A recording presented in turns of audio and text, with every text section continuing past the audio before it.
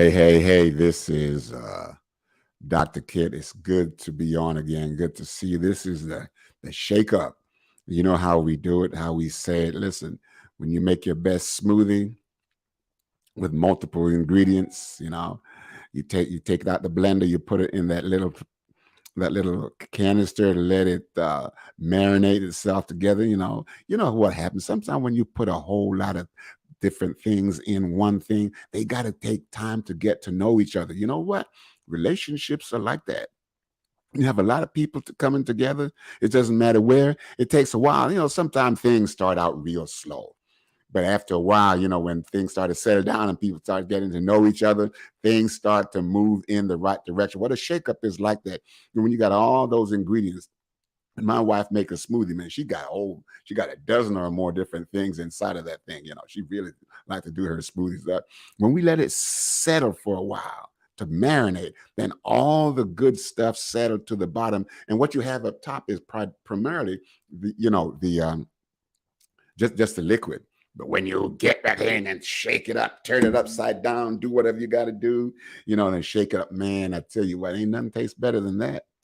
My wife's smoothie beats everything you can buy at the store. I know. Hey, listen, I've been drinking it now for a while. So this is what we do in Shake Up. We don't change the structure. We just change the meaning of the structure. It's like reframing something. Okay.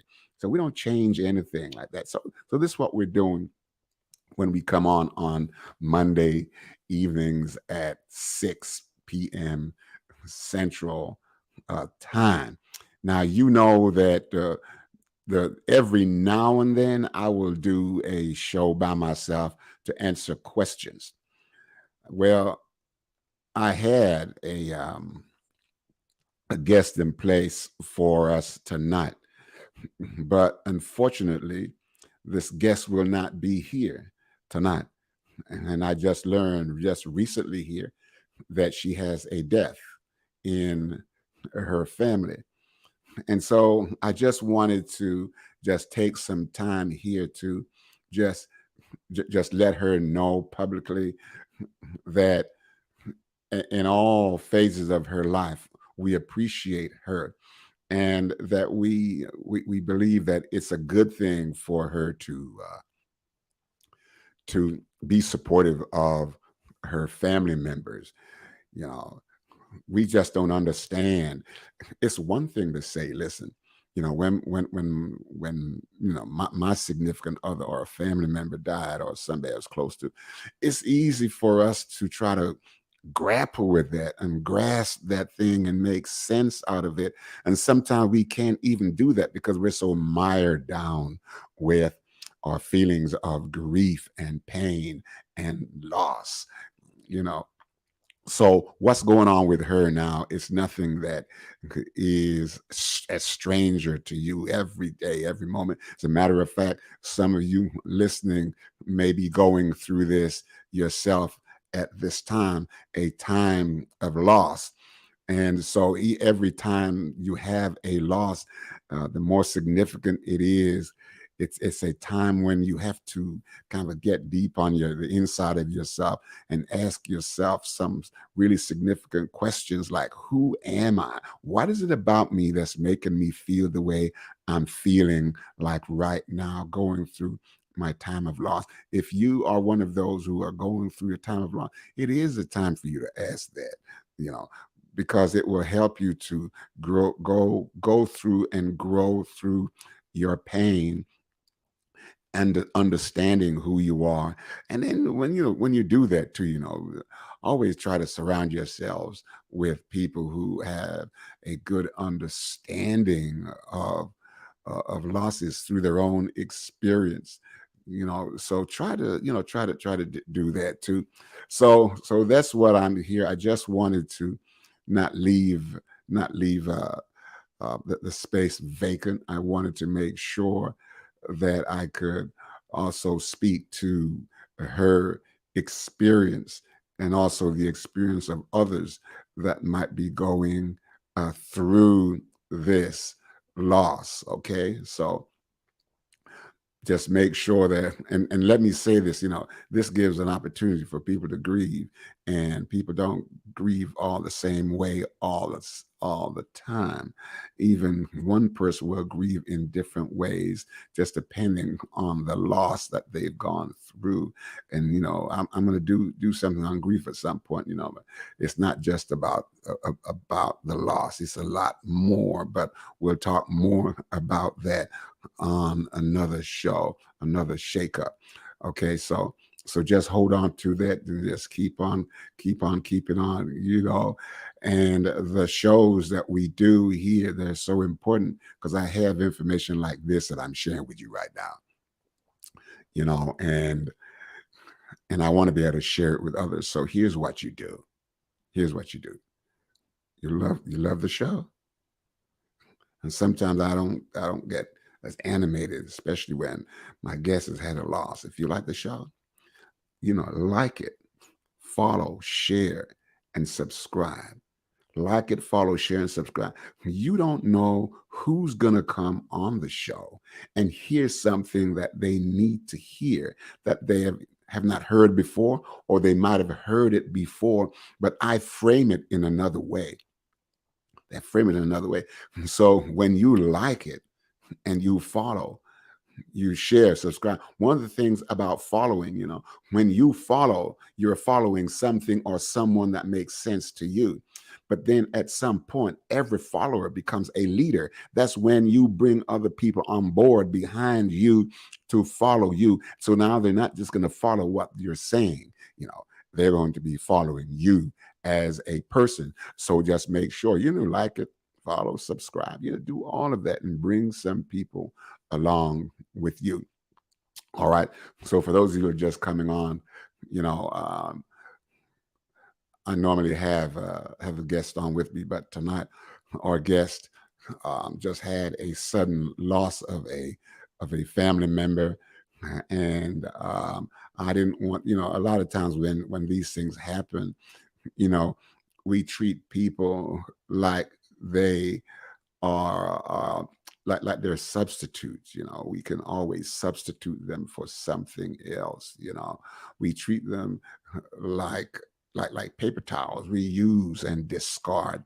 But I didn't want to do this person to let them think, well, man, I was there, I was going through my grief, and he just rolled the show as always. I did not want to do that. So I'm just going to do this by myself. I just spoke about losses, and that is not something that is a stranger to us. We all have gone through losses, and it's not just the losing or the loss of people. We also go through loss of health, loss of cars, loss of pets, just loss of your hair, just with anything and anyone that's important to you. That is a loss, and no one can tell you how to deal with your loss. So I just wanted to drop that in there, and I'm hoping that what I'm saying might make sense to some of you out there, because some of you may be going through some of your own losses, at this time. Okay, now listen. I won't be long tonight, but can you see that banner in the back? It says the fear of failure is the enemy of success. The fear of failure, it is the enemy of success. So it's pretty obvious what it means, but let me speak on it here for a moment. All of us at some point in our lives have tried things and we did not succeed. I've tried a lot of things and I did not succeed, but no one told me at the time to say, listen, everything that you try, you may not succeed at. Okay. There are a couple of things that are very important, when we're trying things. It is important that we come to understand that, do we have the capacity to do what we're trying to do, or the ability to do it? Now let me tell you something. Here is what I know. You cannot fail at something you don't have the capacity or the ability to do. I cannot fail at going outside and lifting up my car. I can't fail at that. Why? Because I don't have the ability to do that. I can only fail at something that I have the capacity to succeed at, but something about me at that time of attempting to do that did not make it possible for me to succeed. Yeah. Mm. So I really want you to marinate, think about this thing here for a moment. You cannot, and I'm going to say it again. As a matter of fact, I think I'm going to I'm going to do something with that one right there. You cannot fail at something you do not have the capacity or ability to achieve. So don't worry about it. That's why I said I can't lift my car. So I'm fine. I can't fail at that. Now, when some people talk about failure, the failure, that big word up there that says failure, we don't like to fail. So I've kind of massaged that a little bit, massage it a little bit. And I've basically taken failure out of my vocabulary, especially when I'm speaking to me. When I'm speaking to other people, I got to massage it in a little bit, so that they get the idea about what I'm talking about, So I've removed failure. And here is what I put in there in its place. I don't say I failed at something, even though I have the capacity and the ability to succeed at it. I don't say I failed. What I say is this: I have not succeeded yet. And see, and that's the key word right there. Yet is a punctuation line, punctuation sign, punctuation mark. It gives it that punch to say, listen, if I have not succeeded yet, it simply means that I am not done trying. I'm going to try again and again and again. Do you know how you see a lot of these people out there who's got very successful business, very successful business. And what happens is the first time they tried, they just did not succeed. How? Say failure. You got, come on now. They just did not succeed the first time they tried, or the second time, or the fourth time, or the fifth time, or the 106th time. And the reason they keep trying is because they're not focusing on their failure. They are trying because a couple of things. They believe that deep inside of themselves, they have the capacity and the ability to succeed. Not only that, they're saying to themselves, it's important for me to succeed at this because my success in life involves a lot more people than me. I'm not some person on an isolated island all by myself.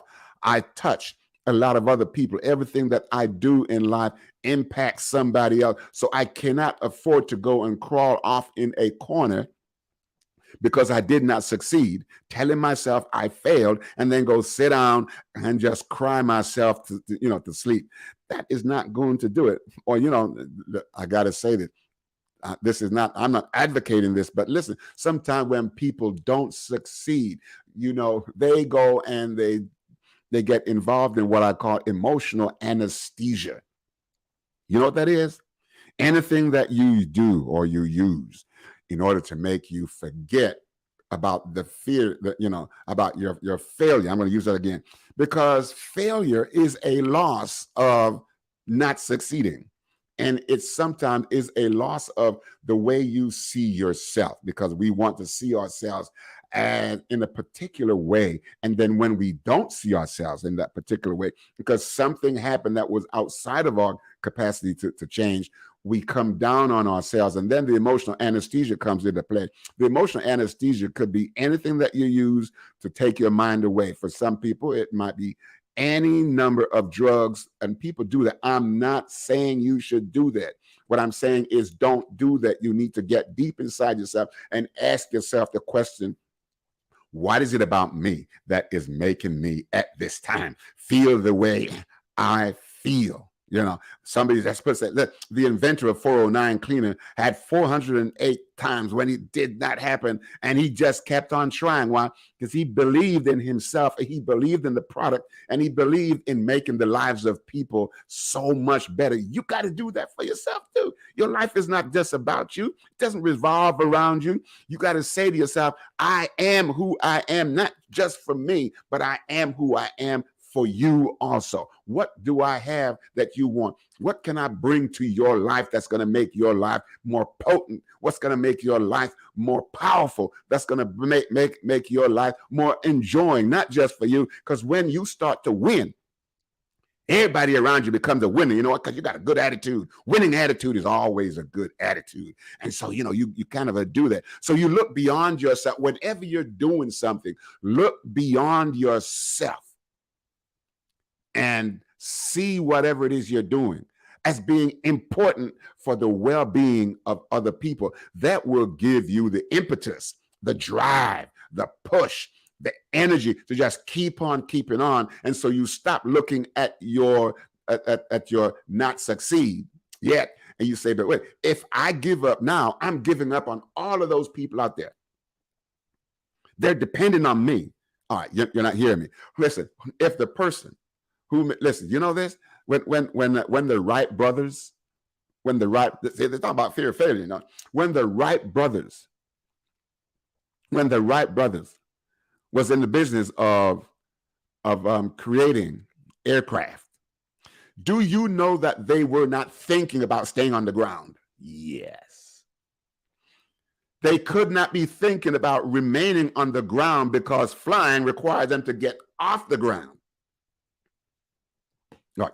When Alexander Graham Bell was thinking about the telephone, building the telephone, they were not thinking about getting on top of a mountain and hollering at each other, all this kind of stuff. They were thinking about, how can I get in touch with somebody without being with that person? So that's what these men, great inventors, were thinking about. They were thinking about other people. Yeah, there's money involved. We know what's happening. But they were, in the innocent days, they were thinking about other people. What can I do to make your life, better? Yeah. So the man with 409, he had 408 non-success. You people call it failure. I just reframed that. 408 times he did not succeed, but he saw himself as a success. And when you see yourself as a success, you see everything that you do as a success, and you don't stop until you reach your goal of success. The fear of failure will stop you. It will cripple you and make you not want to do that. Why? Because every time you don't succeed, it puts a dent in your head, and it has a way of messing with your emotions and making you feel like there is something wrong with me. And it's okay. And I'm going to tell you why I'm saying that. Because if you can say, when I did not succeed, there's something wrong with me, it means that you have now gone past making this thing a thing outside of yourself. You have now personalized it to me. It's me. I'm feeling like I failed because I didn't do this. That, on the one hand, it is a great way to be. But then when you reframe it and say, wait a minute, I did not fail. I just did not succeed yet. Those of you who are starting school, the school season coming on, yeah, you're gonna mess up on a few exams. You're gonna mess up on a few tests. You're gonna not get the right grade. All of this kind of stuff. But if you keep on keeping on and keep on cranking it out, practice does not make perfect. It makes better. Practice.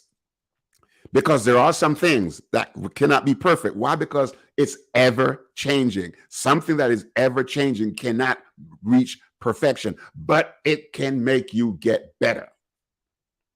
And so the fear of you not achieving your goal will make you lose out on doing things that could make other people better. So I'm going to end with this. I got a couple of anecdotal stories. One is real. And hey, Peacher, okay, Johnny Sullivan, how are you? Wonderful, wonderful, Johnny. Yes, yes, yes, yes, yes. Oh yeah.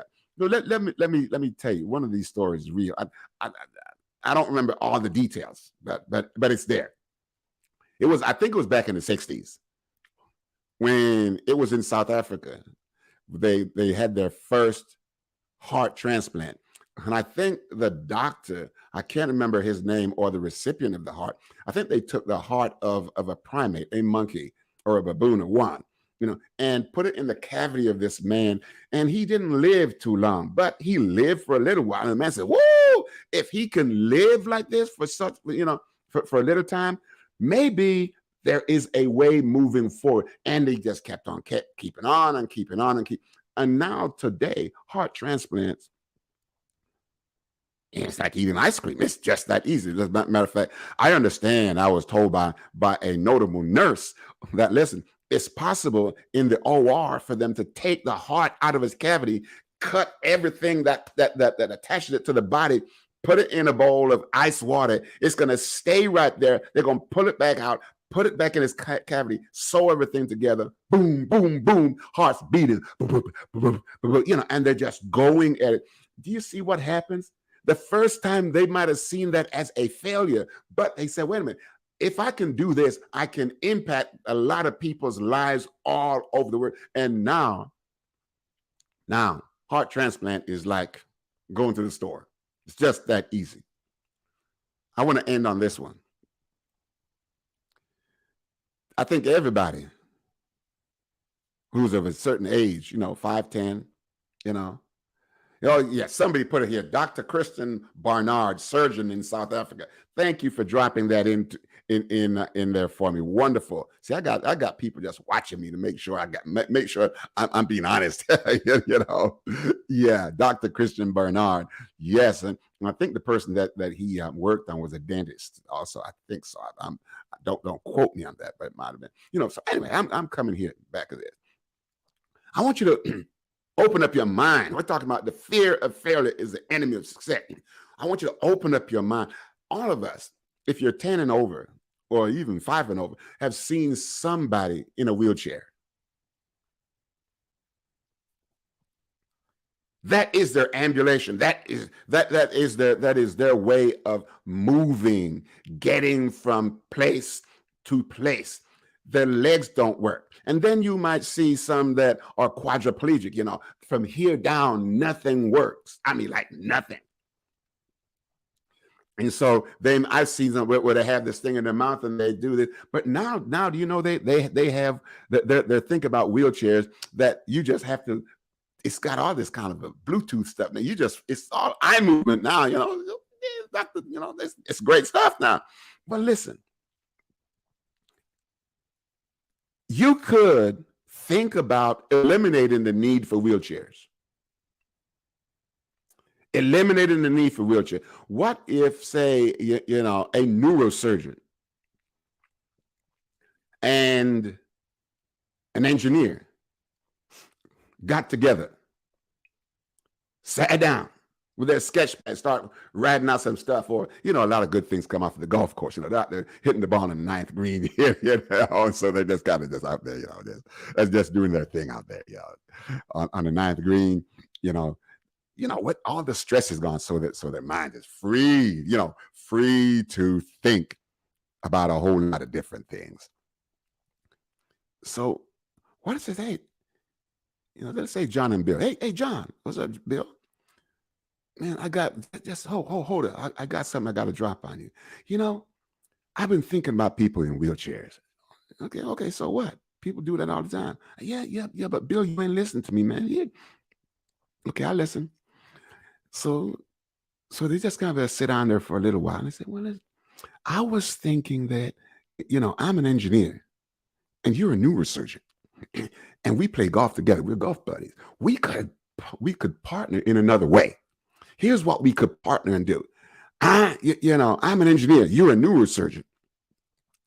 What if you could tell me, people quadriplegic, what part of the brain stem is alive, because they can move their head, their eyes, their nose, but they just can't lose their arm, their shoulder, nothing below this quadrant right here.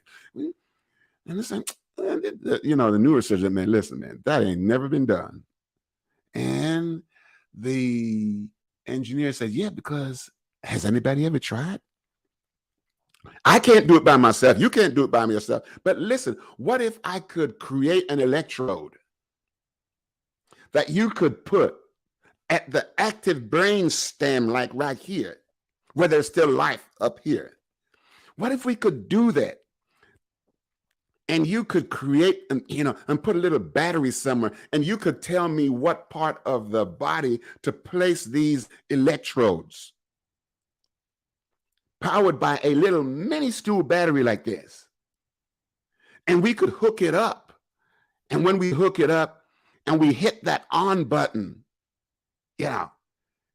we could probably see arms moving and legs moving and backs moving and everything. And we say, ooh, look what we did. Look what we did. Look what we did. It's possible that the heart transplant, which has now gone to kidney transplant, all kind of different, transplant, organ transplant within the body. How do we know? Because nobody has tried. And if they tried and they did not succeed, I hope they didn't give up and say they're a failure. But somebody is depending on somebody out there to say, listen, I can put it here, we can put one to this arm, another one to this arm, one down the back, down on the hip, down on the knees, down on the ankle. I'm not talking about a bionic person. I'm talking about somebody for real, for real. And then after several tries on mannequins and all this kind of stuff, you say, wait a minute, this thing really works. People can now get up and be mobile.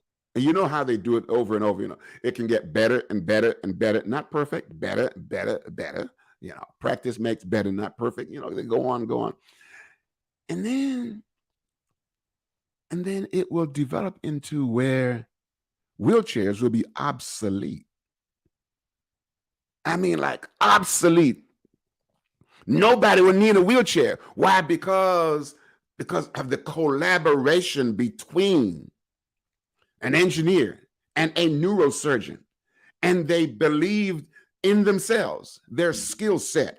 They believe that it can happen. They believe that there are millions of people out there who are dependent on them to do something to take them out of that place of being sedentary and being dependent on somebody else to get them around. Now they can walk up and down the stairs again. They can run with their dogs, with their children and grandchildren. They can swim again. They can climb Mount Ararat. Is that still around? Hey, Mount somebody. They can climb. Drive their cars, do all kinds of things.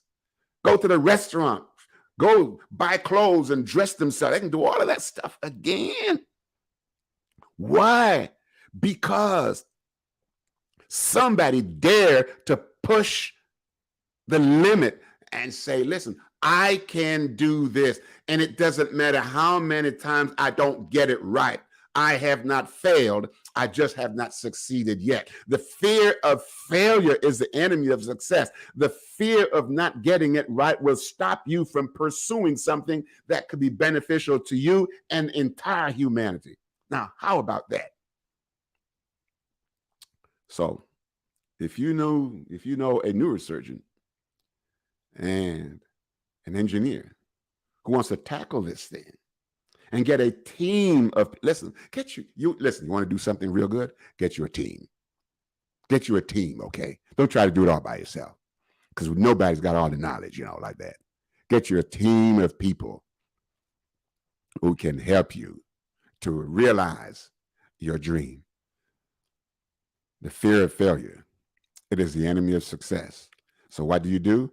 You fight your enemy. Fight your enemy. How do you overcome your fear when it paralyzes you? And thank you for that question. How do you overcome your fear when it paralyzes? And I'm not saying overcoming your fear is easy. It never is an easy thing, because it paralyzes you. You know what happens when you paralyze? And I was talking to somebody, who they have this fear of snakes, and they say every time they see a snake, it paralyzed them. They went to the zoo, and the snakes was in an enclosure, and they went in, they saw the snake, they was paralyzed, like that. Snake can't come through the glass. Snake ain't going to listen. Snake is too lazy to even bother with them. They've been fed and it paralyzed. It's because that paralysis is not in the visual piece. It's in what does this stimulus mean, like right here. What is it about me that the last time I saw a snake, it did something to me like that and it paralyzed me? So how do you do? There is this thing they call systematic desensitization. They do that a lot. Researchers do that. Psychologists and sociologists do that, and it is gradually exposing you to that which you are fearful of, and paralyzes you. And you may start out like what they do. They may start out with well, can you think about it? They go through that. I'm going down through this real quick, and then they put a picture and on the wall, and you're started by this picture, then it may take a few weeks of seeing the picture. You're sitting right at the back of the room, and then slowly they move you closer and closer and closer and closer and closer to that which paralyzes you. All right. When you get there, you begin to take mastery over the self and not allow that which you are afraid of to take mastery over you, because there are plenty of things, people, places, and things out there that can, that can destabilize you at any given time. So yeah, you have to work at it from. And one of the things about this here, it's a really good question. One of the things about, you have to see yourself as wanting this. You have to see yourself as having the capacity. You have to see yourself as being bold enough, okay, to be able to take care of yourself, even when it's difficult to do that. But you have to get to that point where you believe in yourself, that even though this thing has the capacity to bite me, I had the capacity to have mastery over this. Yeah. So your fear is out there. Your ability to conquer is like right here. But sometimes your fear dwells in one part over here, the emotional side, because of the fear. And then you got to start working on the cognitive side of your left brain and say, wait, but what can I do about not it? What can I do about me, the person who's going through the fear? When you start working on, listen, stop worrying about your fears and work on you. Because once you bring you to the place where you are good with you, your fear has nothing over you anymore. And I think the problem is a lot of us, we focus on our fears. Now, we need to focus on the self. How do I grow me to where I'm good with me? And it's the same thing when people say crazy bad things about you, we get upset. We want to go after them. No. They're not talking about me. Why? No, they don't know me like that. I know me, but they don't know me like that. So therefore, then you begin to work on yourself, and that's how you overcome this thing that paralyzes you. It's not that thing that creates some impulses in you, but it starts and ends with you. The fear of failure, the fear of that snake, will be the enemy to your success of overcoming the snake, because every time you see a snake, or remember where you saw a snake, you will not want to go down that road, and you're going to have to take the long way around, take a 2-hour walk or 2-hour drive, when you could just get through that in 15 minutes. You see how that? You see how debilitating your fear can be? But when you overcome this thing, when you conquer this thing, not only are you conquering other things, but you're conquering that piece of yourself on the inside, which is where your weakness is, and then you get strong and you can move on with life.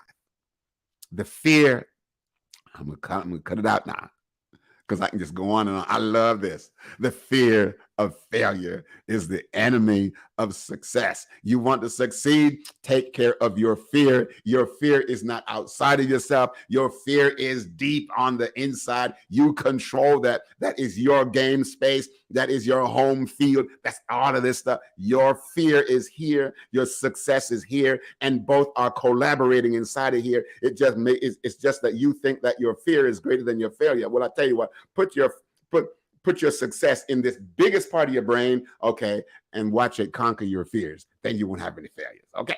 I just thought I'd just drop that on you. Listen, I've been rambling on this evening.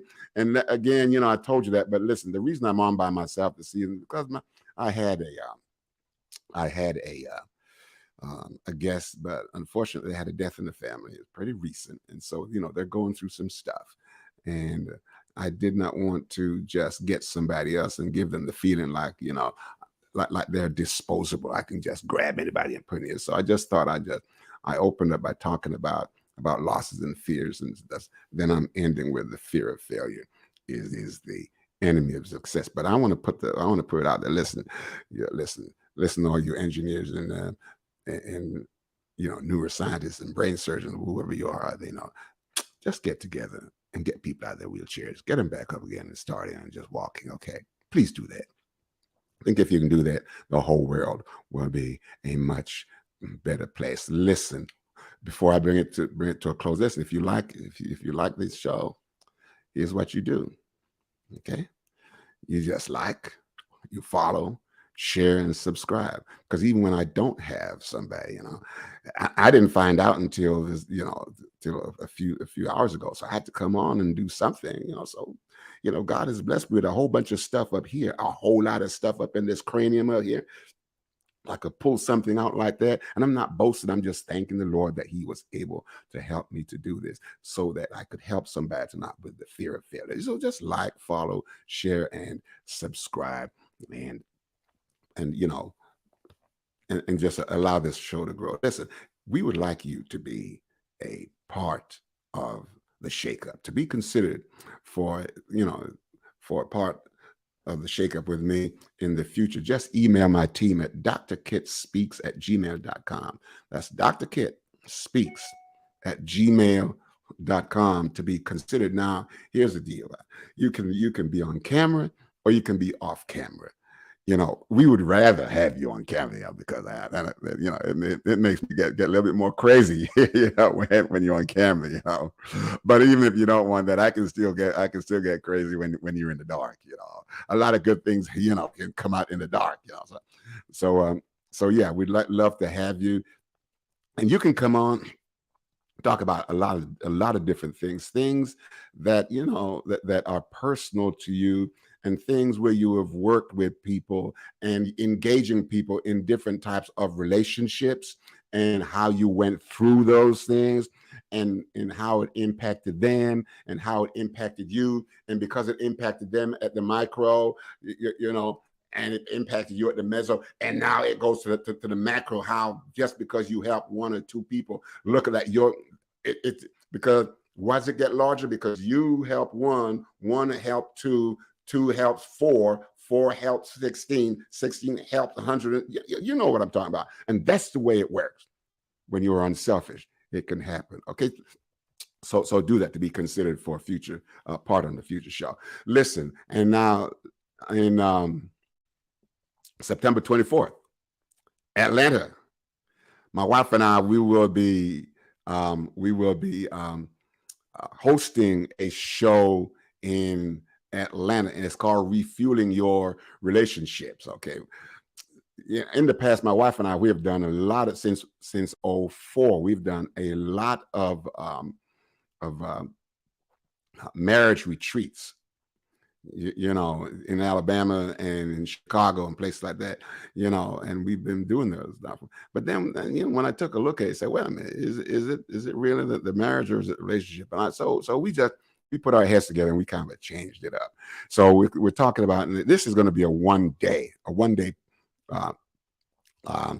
seminar that we're putting on, conference, okay, that we're putting on, and she and I will be hosting this. It's going to start like about 8:30 in the morning till about 4 in the evening. So you get a whole day of good stuff. And it's going to be dynamic. We're going to be talking to you. You get to be acting out some stuff, walking, not acting like on TV acting, but you're going to be walking through some of your personal stuff, getting resolutions to that. If you take a look at the bottom down there, you can see it, rest stop, refueling your marriage. You can take a look at that. But this is what it's about. We are bringing you to you, and we're helping people who have similar stuff, to kind of support you through that. So it's going to be a great time learning about who you are. We want to see you there. We want you to be some of our emissaries. We want you to be our greatest spokesperson. We want you to go out and tell everybody it's happening. See, the problem is this: a lot of people know me as a therapist, but people don't know me as an international speaker, as an international, inspirational speaker. A lot of people don't know me like that. They see me on TV, but the truth of the matter is, both my wife and I, we have traveled across the United States speaking, up in Canada speaking. We've been across the Caribbean speaking. We've been to Africa, the motherland, speaking at conferences and presenting. So a lot of people don't know me like that. They just think I'm just going to be sitting there and, well, how you doing today? Well, it hurts and it's always going to hurt, No, man. Listen, when I get up, I go crazy. Okay. You have not seen crazy yet. As a matter of fact, it says that fear of failure. I even got a t-shirt.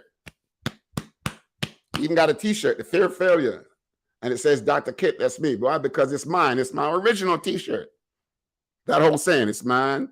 Nobody can steal it from me. It's, So we want you to come on out, because if we can travel around the world and go to other countries, we want to make sure that we also make ourselves available to people. Atlanta, September 24, rest stop, refueling your relationship. Let me tell you, the reason your car is running, it's not because it's the greatest car on the planet. It's because you refuel it every time it's going to run out of gas. You need to refuel your relationship just so you can keep it moving, okay? Just so you can keep it moving. So why don't I come down to Atlanta, September 24th, and let us together refuel all of our relationships, okay? So that this place can be a better place, a better world, and we can really enjoy ourselves, okay? So thank you so much for being on here with me tonight. See you then and there. But before that, I will see you next Monday at 6 o'clock. But I also want to see you. Atlanta, September 24th.